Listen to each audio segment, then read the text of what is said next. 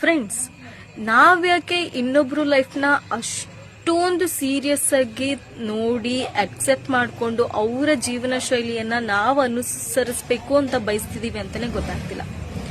ದಿನೇ ದಿನೇ ನಮ್ಮ ಮನಸ್ಥಿತಿಯನ್ನ ಇನ್ನೊಬ್ರು ಜೀವನ ಶೈಲಿ ಅವರು ಹೇಗೆ ಜೀವಿಸ್ತಾ ಇದ್ದಾರೆ ಅನ್ನೋದನ್ನ ನೋಡಿ ನೋಡಿ ನಾವು ನಮ್ಮ ಮನಸ್ಥಿತಿಯನ್ನ ಹಾಳು ಮಾಡ್ಕೊಳ್ತಾ ಹೋಗ್ತಿದೀವಿ.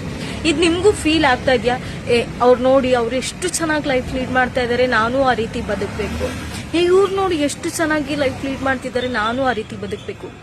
ಫಸ್ಟ್ ಆಫ್ ಆಲ್ ನಾವು ನಮ್ಮ ಬದುಕನ್ನ ಬೇರೆಯವರೊಂದಿಗೆ ಹೊಂದಾಣಿಕೆ ಮಾಡೋದು ಅಥವಾ ಹೋಲಿಕೆ ಮಾಡೋದನ್ನ ಬಿಡಬೇಕು. ಇಲ್ಲಾಂದ್ರೆ ನಮ್ಮ ಜೀವನದಲ್ಲಿ ನಾವು ಬರೀ ಕಂಪೇರ್ ಮಾಡಿಕೊಂಡು ನಮ್ಮ ಕೆಲಸ ಸಂತೃಪ್ತಿ ಅಂತ ನಮಗೆ ಒಂದು ಕಡೆ ಅನಿಸ್ತಿದ್ರು ಇನ್ನೊಬ್ರು ಮಾಡಿದ್ದನ್ನ ಅನುಸರಿಸಬೇಕು ಅಂತ ಹೋಗಿ ನಮ್ಮ ಜೀವನದಲ್ಲಿ ಅಸಂತೃಪ್ತಿಯನ್ನ ಜಾಸ್ತಿ ಫೀಲ್ ಮಾಡ್ಕೊಳ್ತಾ ಹೋಗ್ತೀವಿ. ಇನ್ನೊಬ್ರನ್ನ ಕಾಪಿ ಮಾಡ್ಲಿಕ್ಕೆ ಹೋಗಿ ಸಾಲದ ಸುಳಿಯಲ್ಲೂ ಸಿಕ್ಕಾಕೊಳ್ತಾ ಇದೀವಿ.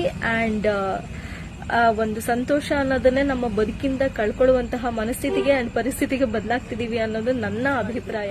ಬಟ್ ಯಾವಾಗ ನಾವು ನಮ್ಮ ಜೀವನ ಶೈಲಿಯನ್ನ ಇನ್ನೂ ಉತ್ತಮವಾಗಿ ಇಟ್ಕೋಬೇಕು, ನನಗೆ ಇನ್ನೂ ಬೇಕು ಬೇಕು ಬೇಕು ಬೇಕು ಬೇಕು ಅನ್ಸಕ್ ಶುರುವಾಯ್ತು, ಅವಾಗಿಂದ ನಾವು ನಮ್ಮ ಮನಸ್ಥಿತಿ ಎಲ್ಲವನ್ನ ಚೇಂಜ್ ಮಾಡ್ಕೊಬಿಟ್ಟಿದೀವಿ.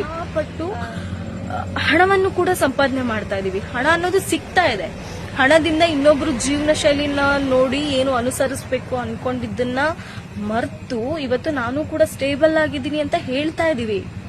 ಬಟ್ ಅಷ್ಟು ಸಿಕ್ಕಿದ್ರು ನಮ್ಮಲ್ಲಿ ಸ್ಯಾಟಿಸ್ಫ್ಯಾಕ್ಷನ್ ಇಲ್ಲ. ಇವತ್ತು ಇನ್ನೂ ಬೇಕು ಇನ್ನೂ ಬೇಕು ಇನ್ನೂ ಬೇಕು ಅನ್ನುವಂತ ದುರಾಸೆಗೆ ಬಿದ್ದ್ಬಿಟ್ಟಿದೀವಿ. ಇವತ್ತು ಸಮಾಜ